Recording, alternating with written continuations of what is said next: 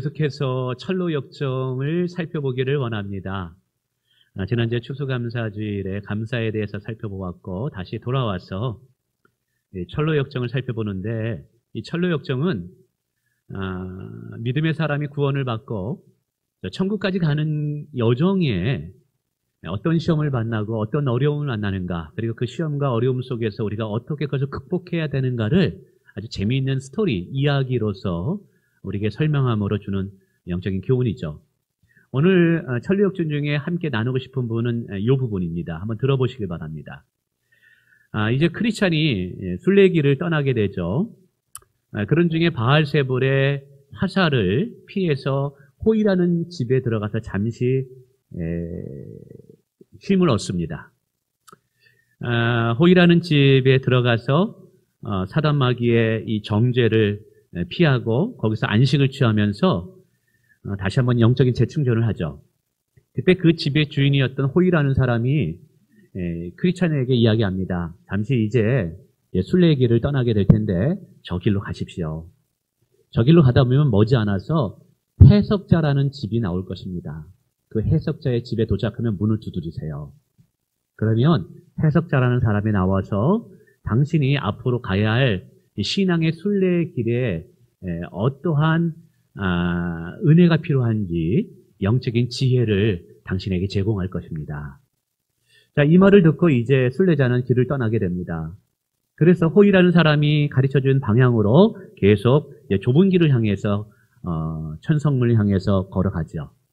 자, 봤더니 드디어 이제 호이라는 사람이 얘기했던 해석자라는 사람의 집이 나오게 됩니다. 자, 집 앞에 도착해서 문을 꽝꽝꽝꽝 두드립니다. 여보세요, 여보세요. 문을 좀 열어주세요. 그랬더니 한 종이 나오죠.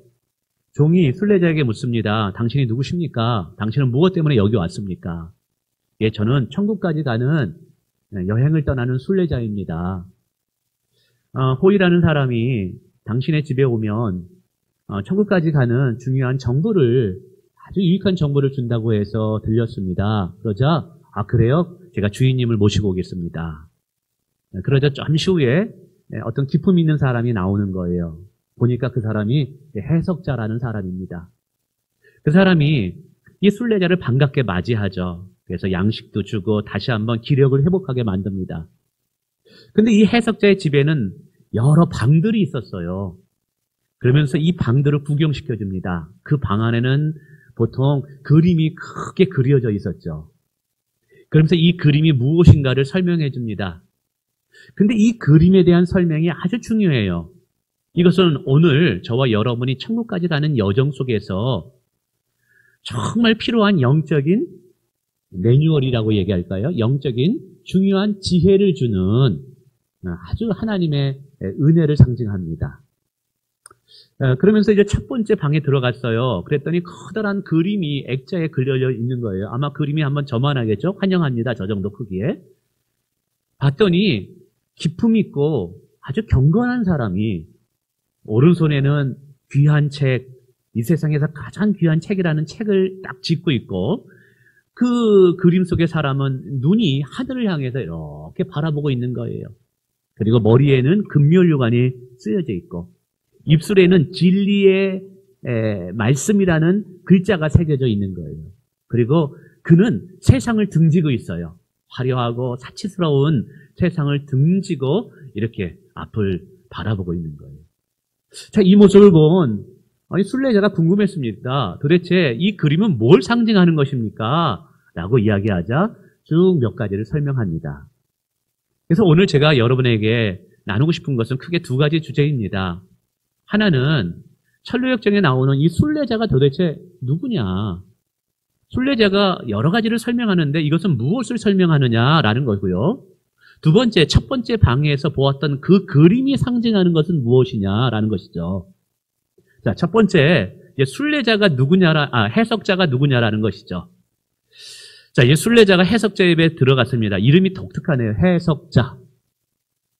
여러분, 이것은 성령 하나님을 상징하는 거예요. 우리의 삶에 여러 가지 알 수 없는, 이해할 수 없는 일들을 영적인 깨달음을 통해서 분별하게 하는, 해석하시는 분이 성령 하나님이라는 거예요. 우리가 성경 말씀을 읽습니다. 이 말씀이 무슨 의미인지 잘 모르겠어요. 잘 깨닫지 못해요. 근데 이 말씀을 잘 이해하고 깨닫도록 도우시는 분이 성령 하나님이라는 거예요.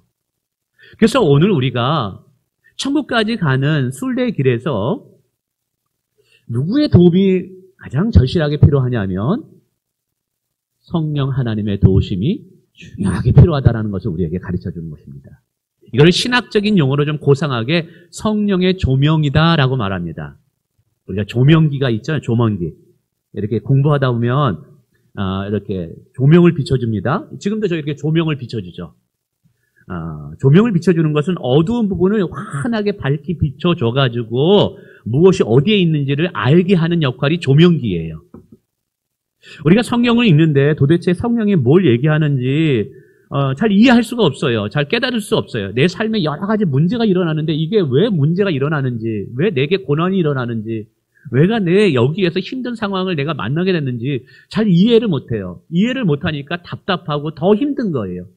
최소한 내가 일어나는, 내 주변에 일어나는 어려움이 왜 일어나는지 이유만이라도 안다면, 하나님께서 내게 왜 이 시련을 주셨는지 그 이유만이라도 안다면 덜 힘들 텐데 도대체 알 수가 없네요. 근데 성경을 읽을 때, 또는 기도할 때 성령 하나님께서 내 안에 감동을 주셔서 그것을 깨닫게 하시고 분별하게 하신다라는 거예요. 바로 이것이 성령의 조명이고 성령의 음성이라는 거예요. 이것을 오늘 에베소 1장 17절과 19절에는 이렇게 이야기합니다. 한번 17절 화면 띄워보시겠어요? 제가 한번 읽어볼게요. 우리 주 예수 그리스도의 하나님 영광의 아버지께서, 이제 하나님 아버지께서 지혜와 계시의 영을 너희에게 주사라고 말합니다. 너희라는 것은 예수 믿는 우리에게 지혜와 계시의 영을 주셨어요. 우리가 예수를 믿을 때 우리 안에 하나님께서 무엇을 선물로 주냐면 또 다른 보혜사 성령님을 선물로 주신다는 거예요. 근데 그 성령님은 지혜와 계시의 영이에요. 계시라는 것은 무슨 의미냐면 하나님의 뜻을 이렇게 밝히 보여줘 알게 한다라는 것이 계시라는 뜻이에요. 성경이 이렇게 닫혀 있어요. 도대체 볼 수가 없잖아요.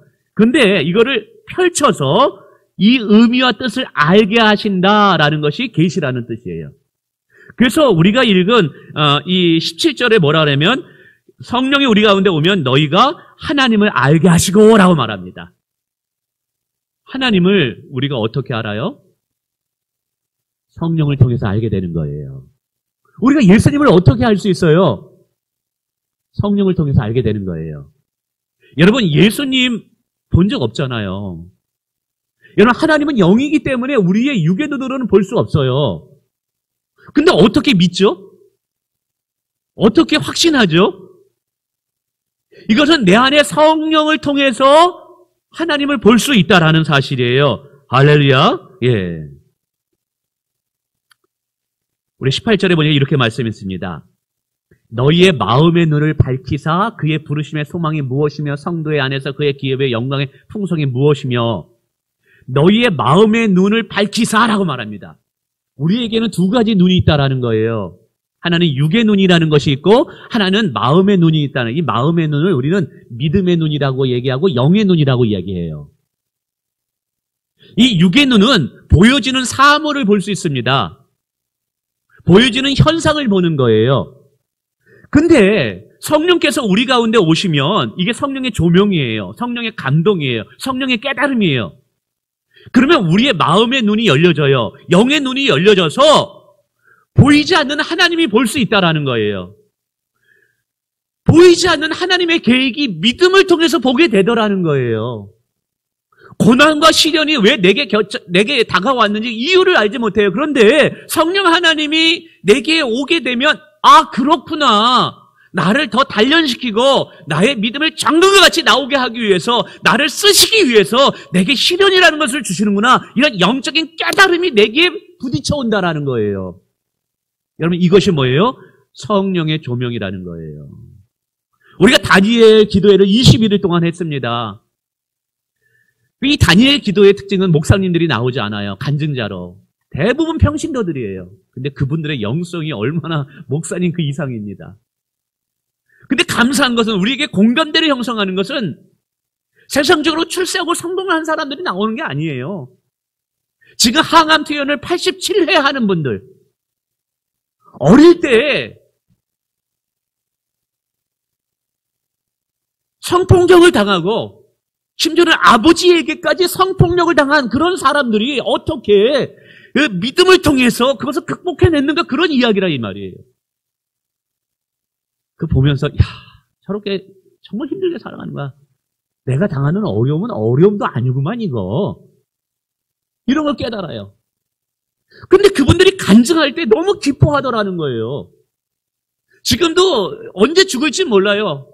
내일 당장 항암투여로 88번째 들어가야 되는데 너무 감사하고 안에 기쁨이 솟구친다고 이야기하고 있다는 거예요. 이게 어떻게 세상적인 말로 설명할 수 있겠어요? 이거는 우리 안에 성령으로만 가능한 줄 믿습니다. 그래서 우리의 삶에 일어나는 여러 가지 문제들, 여러 가지 고민들, 심지어는 성경 속에서 주시는 하나님의 말씀, 여러분 이것을 우리의 육의 눈으로는 분별을 못해요.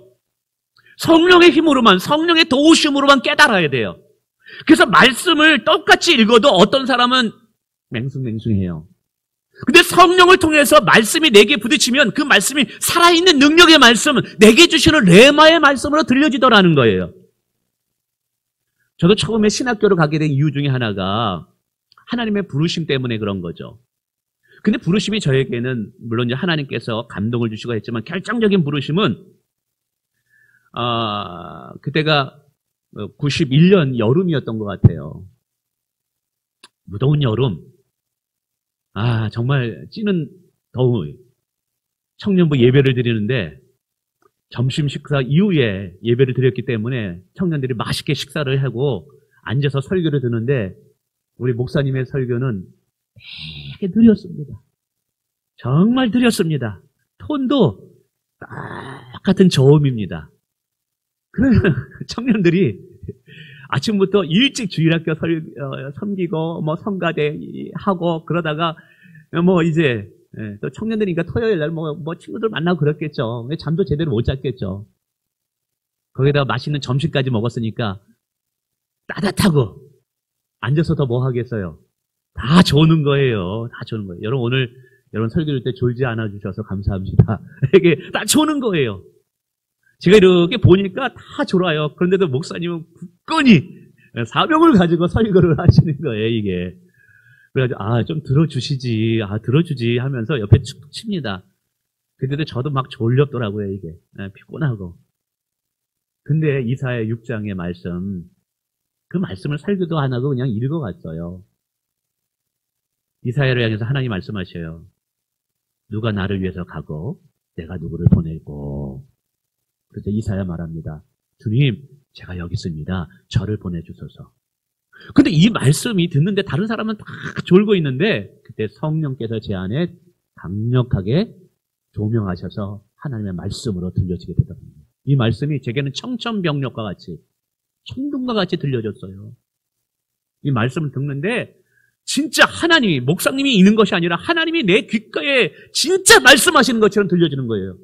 도희야, 누군가가 나의 일을 해야 되는데 너 나를 위해서 갈 수 있겠니? 나를 위해서 헌신할 수 있겠니? 야, 이게 음성이 들리는지 제 마음속에 주님, 제가 하겠습니다. 주님, 부족하지만 주님이 부르신다면, 주님이 허락하시면 제 인생을 드리겠습니다. 그 순간, 결단하는 순간 제 눈에서 폭포수 같은 눈물이 떨어지는 거예요. 막 흐느껴가지고 제가 엉엉 우는 거예요. 자던 애들이 다 깼어요. 집에 가는데도 잊혀지질 않는 거예요. 며칠 동안 그것 때문에 눈물을 흘리면서 통곡을 하겠어요. 그리고 나서 제가 신학교 가기로 결단했어요. 목사님이 신학교 가면 어떻겠냐? 제가 권면을 했는데, 저는요, 사람들 앞에 나서서 말도 잘 못하고, 대표기도 한 번 할 때마다 막 떨고, 한 번은 우리 오늘 일부 예배 때 홍기관 지사님이 처음으로 대표기도 했는데, 끝에 가서 예수님의 이름으로 기도합니다를 까먹었어요, 없애. 이게, 그게 제일 중요한데. 언어부에다가 주님의 뭐 하다 이렇게 까먹었어요. 이게 이제 긴장하면 그래요. 이게 처음 대표 기도를 해봤으니까. 밑에서 기도하는 것과 강대상 기도는 다르거든요. 저도 이제 대표 기도 할 때마다 토요일만 되면 주일날 대표 기도, 청년부 대표 기도만 되면 막 잠이 안 와가지고 막 이런 사람이 무슨 설교를 하고, 물론 이런 사람이 뭘 가르치냐 이 말이에요. 은사가 아닙니다. 그래가지고 저 거절했는데, 이 부르심에 아멘 하고 제가 순종하고 결국 이렇게 목회자가 됐습니다. 바로 이것이라는 거예요. 오늘 우리의 인생의 길을 걸어갈 때, 여러분, 누가 우리의 인생에 빛을 비춰줘야 되냐면 성령께서 우리의 인생의 앞길에 빛을 비춰줘야 된다는 사실이에요. 아멘. 그랬을 때 우리가 거짓의 길로 빠지지 않고 진리의 길로만 걸어갈 수 있는 줄을 믿습니다. 그래서 오늘 우리의 삶에서 정말 순례의 길을 걸어갈 때 여러분이 무엇을 구해야 되냐면 성령 하나님을 구해야 돼요. 매 순간 성령 하나님 도와주세요. 성령 하나님 깨닫게 해주세요. 그럴 때 내 가슴이 뜨거워진다는 사실이죠. 여러분, 우리가 신앙생활 할 때, 여러분, 고목나무 아세요? 고목나무? 시골에? 속이 탁 비어가지고, 겉은 화려한데, 커다란 나무가 있는데, 다 죽어가지고 안에 텅 빈 고목나무처럼 신앙생활 하는 분들이 있다, 이 말이에요. 우리 그렇게 신앙생활 하면 안 돼요. 신앙의 연수는 화려해요. 기쁨도 화려해요. 그러나 속이 비어 있어요. 속에 기쁨도 없어요. 평안도 없어요. 감사도 없어요. 여러분, 이러면 죽은 신앙 하는 거예요. 근데 봄철에 여러분 한강 가다 보면 그 뭐라 그래요? 이렇게 기울어지는 뭐라 그러죠? 버드나무 보세요. 물기를 입었을 때 이 파랗게 올라오는 거 보세요. 생명이 있는 것. 나른나른거리지만 그 안에 생명이 있기 때문에 여러분 살아있는 신앙. 오늘 우리가 그래야 될 줄 믿습니다. 근데 오늘 우리의 신앙이 고목나무 같은 신앙에서 살아있는 생명의 신앙으로 바꿀 수 있는 분이 누구냐면 성령 하나님인 줄 믿습니다. 그래서 오늘 존 모녀는 이야기하는 거예요. 형식적이고 그저 틀에 박힌 그런 신앙이 아니라 성령을 사모함으로 성령과 동행함으로 생명력 있는 신앙생활을 하는 것이 중요하다. 할렐루야. 자, 그러면서 이 해석자, 즉 성령님이 이제 첫 번째 방으로 이 사람을 인도해 갑니다. 자, 문을 열어봤더니 커다란 그림이 그려져 있어요. 액자에. 아까도 말씀드렸지만 이 그림 보니까 아주 기품 있는 사람, 경건해 보이는 하는 사람이 있어요. 그리고 그 사람은 머리에 큰 면류관을 쓰고 있고 그의 눈은 하늘을 향해서 고정되어 있고 그의 오른손에는 성경책이 쓰여져 있고 책이 잡혀 있고 입술에는 진리의 말씀이라고 쓰여져 있어요. 그래서 이제 물어봅니다. 도대체 이게 뭘 상징하는 것입니까? 라고 물어보죠. 여러분, 그 상징하는 것이 중요합니다. 근데 이것은 일단 이 그림의 사람은 누구를 말하느냐가 먼저 중요해요. 누구를 말하느냐 하면 제가 이제 이 설교를 하면서 일부 예배 때는 좀 어려웠어요. 왜냐하면 이게 사실 저에게 적용되는 말씀이 너무 많기 때문에 그래요. 그림 속의 사람은 목사를 상징하는 거예요. 교사를 상징하는 거예요. 근데 왜 목사와 교사를 첫 번째 방에 존 버년이 우리에게 소개했는지 아시냐면 우리가 순례의 길을 걸어갈 때 성령 하나님이 우리에게 도움이 되시지만 좋은 목사와 교사를 만나는 것이 중요하다는 것을 가르쳐주기 위해서요. 싹군을 만나면 여러분 그 신앙의 길이 위험합니다. 이단을 만나게 되면 여러분의 영혼이 황폐하게 됩니다. 그래서 우리가 천국까지 가는 그 길 중에서 정말 중요한 만남의 복이 뭐냐면 좋은 목사를 만나라는 거예요. 그래서 좋은 목사, 좋은 교사는 이러하다라고 설명합니다. 근데 제가 이걸 보면서 참 성도들한테 설교할 것이 아니라 저한테 설교할 내용이라서 제가 좀 어려웠어요. 그럼에도 이것을 어떻게 성도들에게 적용시켜야 될까 고민하다가 일단은 여러분 우리가 순례의 길을 걸어갈 때 만남의 복이 중요한 줄 믿습니다. 여러분 좋은 교사와 목자를 만나는 것 복인 줄 믿습니다. 그래서 여러분 먼저 이 사람이 거짓된 사람인가 참된 신앙인인가를 분별하는 분별력이 우리 가운데 필요하다는 사실이에요. 이 사람이 싹군인가 참된 목자인가 영적으로 분별해서 참된 목자를 선택할 수 있는 지혜자가 되라는 사실이에요. 근데 여러분이 이미 교회, 이 할렐루야 선교교회를 들어오는 순간 선택의 여지가 없이 저를 목사로 만날 수밖에 없는 하나님의 주권 안에 여러분이 들어와 있네요. 그래서 이제 여러분은 선택할 수가 없어요. 내가 좋은 목사를 이제 찾으러 다른 교회에 나가서야 되나. 이제 그럴 수는 없어요. 이제 여러분에게 해야 할 것은 오늘 좋은 목사란 무엇인가 특징을 들으면서 우리 목사님이 이러한 목사가 될 수 있도록 기도해야 되겠구나라고 깨닫고 기도해 주시면 되십니다. 아멘. 그리고 현재 교사로 부름받은 분들, 목자로 부름받은 분들, 우리 가르치는 장로님으로 부름받은 분들은 이 말씀을 들으면서 내가 이런 훌륭한 교사가 되어야 되겠다, 목자가 되어야 되겠다라는 것으로 말씀을 드릴 때 결단해 주시길 부탁을 드립니다. 자, 그러면 참된 좋은 목사는 어떠한 목사냐? 이제 이런 목사를 잘 분별해서 이런 목사가 있는 교회 가서 신앙생활 하라는 거예요. 지금 제가 이런 목사가 안 되면 가끔 저한테 와가지고 이 철로역정 얘기해 주세요. 목사님 좀 변질된 것 같아요. 좀 바뀐 것 같아요. 그러면 저 얘기하면 제가 바꾸도록 하겠습니다. 첫째는 그림 속에 있는 사람은 매우 진중하고 진실해 보이고 그리고 경건해 보였다는 사실이에요. 이 말은 목사의 가장 큰 사명이 영혼을 돌보는 일이에요. 내 영혼을 먹이라, 내 양을 치라 라고 했어요. 지금 여러분의 영혼은 주님의 피값으로 사신 영혼인 줄 믿습니다. 근데 그 영혼을 잠시 할렐루야 교회에 몸담게 하신 것이죠. 제가 목양하도록 저에게 맡겨주신 것이죠.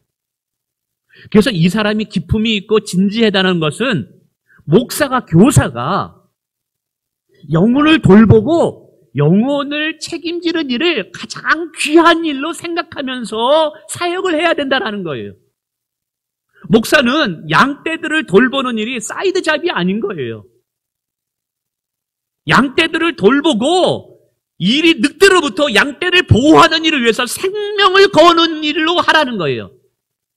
여러분, 이것이 참된 목자의 특징이라는 거예요. 목사의 특징이라는 거예요. 한 영혼이요. 예수님께서 핏값으로 사신 천하보다 귀한 분들입니다. 여러분 한 분의 한 분의 가치는 천하보다 귀한 분들인 줄 믿습니다. 그래서 그런 영혼들을 돌보는 자라면 여러분 이곳에 목자들이 있을 거예요. 천하보다 귀한 영혼을 섬기는 일을 맡았다면 이 세상에서 가장 진지하게 가장 힘을 다해서 주님이 맡겨진 양떼들을 돌보는 자가 되라는 거예요. 저는 제 아내도 사랑하고 제 자녀도 사랑하지만 그러나 교회보다 사랑할 수는 없다는 거예요. 제 삶의 우선순위가 교회요, 성도가 돼야 된다는 사실이죠. 싹구는요, 양떼들을 통해서 얻게 될 우유와 털에만 관심이 있습니다. 그러니까 양떼들을 위해서 희생하려고 하지를 않아요. 여러분, 진정한 참된 목장은 양으로 생명을 얻고 풍성케 하는 데 관심이 있다는 거예요. 그래서 여러분 저를 위해서 기도해 주세요.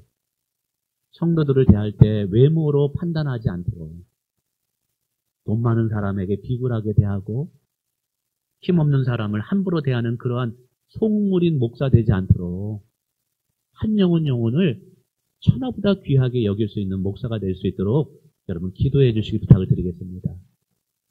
두 번째는 이 그림 속에 있는 사람은 하늘을 향해서 눈을 들고 있어요. 여러분 이것은 골로새 3장 2절의 말씀, 땅의 것을 보지 말고 하늘의 것을 바라보라는 것이죠. 위의 것을 생각하고 땅의 것을 생각하지 말라는 거예요. 여러분 시선을 하늘을 향해 있다는 것은 신령한 것, 영적인 것을 추구하는 목사가 참 목사라는 거예요. 땅의 것은 세상의 인기와 명예예요. 근데 목회를 할 때, 사람들을 이끌어갈 때 세상의 인기와 명예를 얻기 위해서 이게 참 목회하는 분들이 있다 이 말이에요. 이거 싹군일 가능성이 있다라는 거예요. 그렇기 때문에 이런 사람들은 결코 손해보려고 하지 않아요. 낮은 곳에 내려가지 않아요. 자신의 이름이 드러나지 않으면 섭섭해합니다. 화를 냅니다. 참된 목회자는 개인의 이득을 취하기 위해서 목회하는 자가 아니라는 사실. 정말 그런 목회자가 되길 원합니다.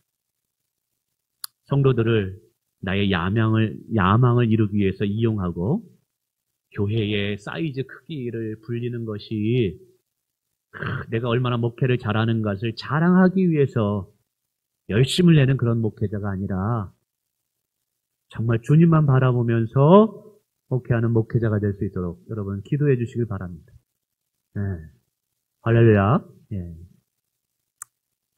오늘은 여러분한테 설교할 게 하나도 없는 것 같아요. 다 저한테만 이게 해당되는 것 같아요. 세 번째는 그림 속에 있는 사람은 오른손에 책을 쥐고 있었어요. 세상에서 가장 귀한 책이라고 말합니다. 그 책이 뭘까요? 성경이에요. 그래서 참된 목사와 교사는 많은 시간을 성경을 읽고 공부하고 연구하는 데 시간을 들여야 된다는 거예요. 근데 싹구는 하나님의 말씀을 읽지를 않아요. 말씀을 가까이 하지를 않아요. 말씀의 삶의 진리로 인정하지를 않는다라는 거예요. 말씀을 또 연구하고 설교한다 할지라도 싹구는요, 자신에게 적용하지 않아요. 김집사가 들어야 될 말씀, 이집사가 들어야 될 말씀, 사람을 판단하고 평가하기 위해서, 사람을 조정하기 위해서 말씀을 연구합니다. 근데 그것은 참된 목사가 아니라는 거예요. 참된 목사는 다른 사람에게 설교하기 전에 내가 먼저 은혜 받기 위해서 말씀을 봐야 되는 줄 믿습니다. 우리 중직자분들도 마찬가지입니다. 여러분 성경을 많이 보시길 바랍니다. 제가 이번에 다니엘 기도 중에 가장 큰 도전과 은혜를 받은 게 뭐냐면 성경 200독 하신다는 분 이야기 들었어요. 200독 하고 기도하니까 기도의 원리가 보이고 정말 사람들한테 손 한번 내미지 않는데 하나님께서 50억 이상의 구제를 하게 하셨다는 그 이야기를 들었어요. 자, 오늘도 하나님은 너희가 내 안에 거하고 내 말이 너희 안에 거하면 무엇인지 원하는 대로 구하라. 그러면 이루리라. 약속의 말씀을 행하시는 분이구나. 요즘 제가 성경을 엄청 많이 읽으려고 노력합니다. 진짜 1년에 한두 번 읽는 게 너무 부끄럽더라고요. 제가 하루에 한 4시간 이상을 성경을 읽으려고 엄청 노력합니다. 그리고 절대 성경을 읽을 때 남을 판단하기 위해서 성경을 읽으면 안 돼요. 다른 사람의 조그만 티눈을 먼저 보는 자가 아니라 자기 안에 들보를 먼저 볼 수 있는 지혜로운 자가 되기를 원합니다. 그래서 참된 목사와 참된 교사는요, 하나님의 음성을 듣기 위해서 수많은 시간을 말씀을 묵상하는 데 헌신해야 돼요. 기도와 말씀에 전무하리라. 할렐루야. 그래서 여러분 제가 더 많은 시간에 성경을 읽을 수 있는 정말 좋은 목회자가 될 수 있도록, 그리고 말씀을 가지고 사람을 판단하거나 말씀을 가지고 사람을 조종하려고 하고 있어요. 김 집사님 일로 와보세요. 성경이 이렇게 얘기하잖아요. 왜 그렇게 안 살아요? 이렇게 사람을 조종하려고 하고 내 편대로 만들려고 하기 위해서 말씀을 읽으면 안 되는 거예요. 그렇게 설교를 하면 안 되고, 정말 오늘 내게 먼저 주시는 말씀이 무엇인가를 내가 먼저 은혜 받기에 힘쓰는 저와 여러분 되시길 축원을 드립니다. 그리고 그림 속에 있는 이 사람 입술에는 진리의 법이라는 글자가 써 있었어요. 이 말이 뭐냐 하면, 목회자는 고난과 핍박이 와도 하나님의 말씀을 말씀대로 가르쳐야 된다는 것을 의미하는 거예요. 어떤 목회자는 말씀을 내 유익한 대로 포장해서 상황에 맞게 말씀을 전합니다. 귀에 거면 귀걸이, 코에 거면 코걸이대로 말씀을 전합니다. 자신의 지식의 우월함, 뛰어남을 뽐내기 위해서 포장해서 말씀을 전합니다. 그러면 안 된다라는 거예요. 말씀을 전하다 핍박을 받는다 할지라도, 말씀을 전하다 고난을 받는다 할지라도 세상과 타협하지 말고 말씀을 말씀대로 전하는 자가 참된 목회자라는 거예요. 일제시대 때 신사참배 앞에 많은 목회자들이 무릎을 꿇었습니다. 신사참배가 죄인데 죄라고 말을 못했어요. 왜? 그렇게 말하다가는 당장 끌려 감옥에 가니까. 그래서 서울수의 손영환 목사님, 주기철 목사님, 몇 분의 목사님들만 그렇게 이야기했어요. 모르겠어요. 저도 핍박 앞에 과연 저의 믿음을 그렇게 굳건히 지킬 수 있을까? 그러나 최소한 그렇게 변질되는 목회자가 되지 않도록은 기도는 해야 될 것 같아요. 손해보는 한이 있더라도, 어려운 일을 당한다 할지라도 말씀 붙잡고 말씀대로 그대로 살기 힘쓰고 말씀대로 전하는 목회자가 될 수 있도록 기도해 주세요. 할렐루야. 그 다음에 그림 속에 이 사람은 세상을 등지고 있어요. 세상의 화려한 도시와 사치스러운 것이 그걸 안 봐요. 그 뒤에 있어요. 등을 지고 있어요. 이 말은 참된 목사는 세상의 야망, 탐심, 욕심, 정욕, 개인적인 이득을 등지는 삶을 살아야 된다는 것이죠. 세상 사람들과 같이 똑같이 즐기는 거 다 즐기면서 목사할 수 없다라는 거예요. 그래서 목사는 자기 절제, 자기 부인, 자기 부정이 반드시 있어야 돼요. 사실 저도 저희 교회 사이즈라면 제가 더 누릴 수 있는 거 얼마든지 장로님께 그냥 때를 쓰고 막 장로님 하면서 요구할 수 있습니다. 근데 누릴 거 다 누리고 할 거 다 하고 그럼 하나님 앞에 부끄러운 거죠. 바울 사도는 그 로마서에 보면 참된 자유함이 뭐고 참된 축복이 뭐냐면 내가 할 수 있지만 하지 않는 것, 내가 누릴 수 있지만 누리지 않는 것이 우리의 자유다라고 이야기하고 있습니다. 제가 어느 목사님하고 노예에서 했을 때 막 좀 그 목사님 별로 안 좋아해가지고 이렇게 좀 멀리 했어요. 그것도 제가 어떻게 보면 제가 교만하기도 했는데 그 이유가 있어요. 삼각교회 조그만 교회거든요.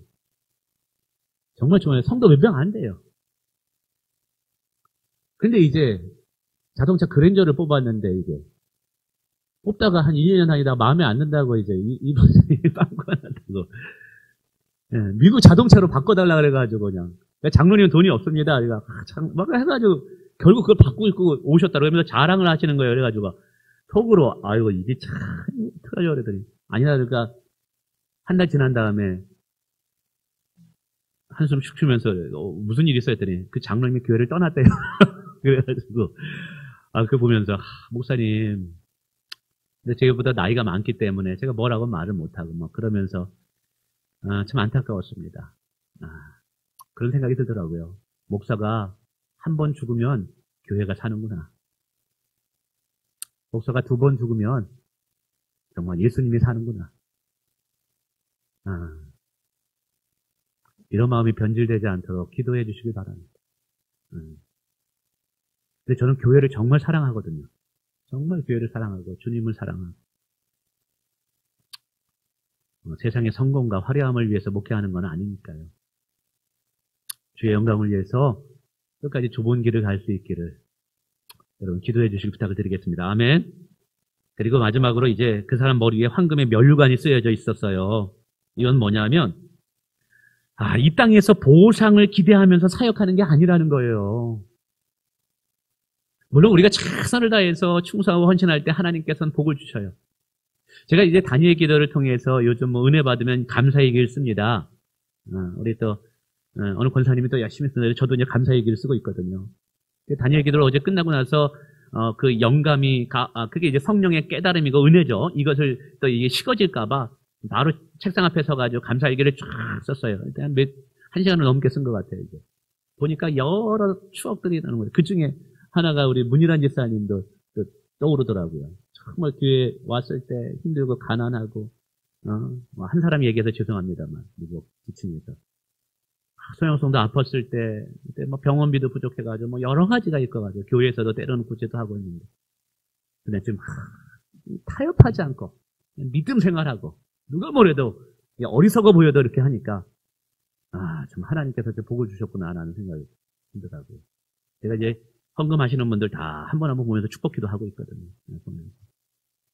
그렇구나. 참 어리석어 보여도 말씀대로 살고자 할 때 시간이 지나고 오면 여러분 누가 승리자가 되게 하시는지 여러분 알게 되는 줄 믿습니다. 그러나 그것이 우리의 인생의 목표는 아니죠. 그저 주님 바라보고 천국 소망하면서 헌신했을 때 뭐 주시면 감사하고 안 주셔서도 감사하고 할렐루야. 이 땅에 명예와 인기를 얻기 위해서 우리가 헌신하는 것은 아니잖아요. 우리가 바라볼 것은 저 천국의 영원한 금면류관인 줄 믿습니다. 주님의 칭찬인 줄 믿습니다. 사람의 칭찬 생각하면서 우리가 사역하면 안 된다는 것이죠. 우리가 받아야 할 칭찬은 주님의 칭찬인 줄 믿습니다. 주님의 칭찬 그 하나만으로 우리는 만족하고 오늘 기쁨으로 사역할 수 있는 저와 여러분 되시길 주님의 이름으로 축원을 드립니다. 여러분 말씀을 맺습니다. 오늘 사실은 2가지의 크게요. 하나는 우리가 순례의 길을 걸어갈 때 하나님께서 우리에게 도움을 주시는 아주 중요한 2가지 도구가 있는데 하나는 성령님이라는 거예요. 성령님.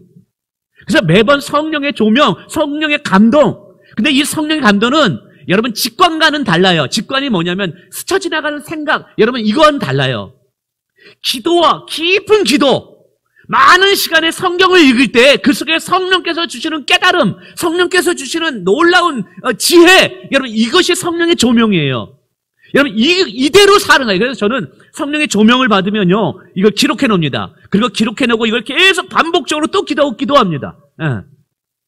그래서 여러분 우리가 순례의 길을 걸어갈 때 성령을 사모하라는 거예요. 성령에 민감하라는 거예요. 할렐루야. 두 번째는 좋은 지도자를 만나는 것이 중요하다.